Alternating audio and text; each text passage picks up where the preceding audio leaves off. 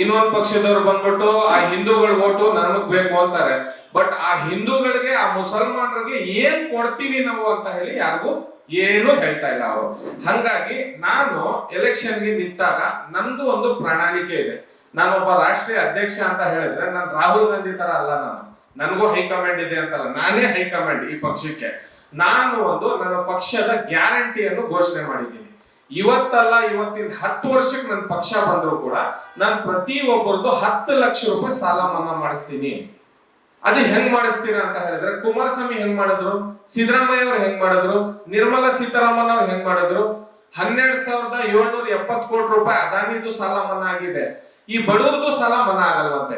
2,500 ಕೋಟಿ ಪ್ರತಿ ವರ್ಷ ಈ ಸಿದ್ದರಾಮಯ್ಯ ಸರ್ಕಾರದಲ್ಲಿ ಸಾಲ ಮನ್ನಾ ಆಗ್ತಾ ಇದೆ. ನಾವು ಸಾಲ ಮನ್ನಾ ಮಾಡಕ್ ಆಗಲ್ಲಂತೆ. 500ರಿಂದ 900 ಕೋಟಿ ರೂಪಾಯಿ ಒಬ್ಬ ಕ್ಷೇತ್ರಕ್ಕೆ ದುಡ್ಡು ಹಣ ಹೋಗುತ್ತೆ.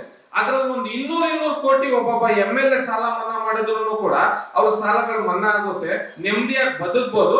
ಈ ಸಾಲ ಮನ್ನಾ ಆಗಲ್ಲಂತೆ. ಯಾಕಂದ್ರೆ ನಾವು ಡೆಬ್ಟ್ ಫ್ರೀ ಇಂಡಿಯಾ ಅಂತ ಹೇಳಿ. ಈಗ ನಂದು ಸೀರಿಯಲ್ ನಂಬರ್ 10 ಸಿಲಿಂಡರ್ ಗುರುತು. ನಂದು ಒಂದೇ ಚಾಲೆಂಜ್, ನಾನು ಒಂದ್ಸತಿ MLA ಮಾಡಿದ್ರೆ ನಾನು 10 ಲಕ್ಷ ರೂಪಾಯಿ ಪ್ರತಿ ಒಬ್ಬರದು ಸಾಲ ಮನ್ನಾ ಮಾಡಿ ತೋರಿಸ್ತೀನಿ. ಪ್ರತಿ ಒಂದ್ ಮನೆಗೆ 10 ಸಿಲಿಂಡರ್ ಕೂಡ ಫ್ರೀ ಕೊಡ್ತೀನಿ ಅಂತ ಹೇಳಿದ್ವಿ. ಎಲ್ಲಿಂದ ತಗೊಂಡ್ ಬರ್ತೀರಾ ಅಂತ ಹೇಳ್ತಾರೆ. ಇವು ಬೇರೆ MLAಗಳು ಎಲ್ಲಿಂದ ತಗೊಂಡ್ ಬರ್ತಾರ? ಅವರು ಎಲ್ಲರೂ ವಿಧಾನಸೌಧದಿಂದ ದೋಚ್ಕೊಂಡ್ ಬಂದೆ ನಿಮ್ಗೆ ಹಾಕೋದಲ್ಲಿ.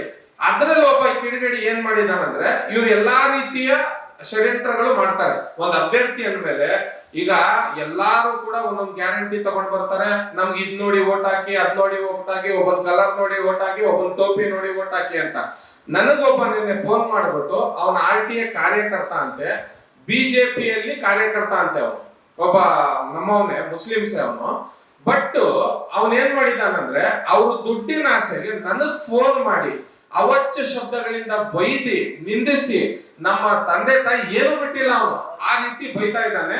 ಆಮೇಲೆ ಅವರೆಲ್ಲ ಧಮಕಿ ಕೊಟ್ಟಿದ್ದಾನೆ. ಏನಂತ ಹೇಳಿದ್ರೆ, ದಾವಣಗೆರೆಯಲ್ಲಿ ಕಾಲಿಟ್ರೆ ನಿನಗ್ ಮರ್ಡರ್ ಮಾಡ್ತೀನಿ ಅಂತ ಹೇಳ್ಬಿಟ್ಟು.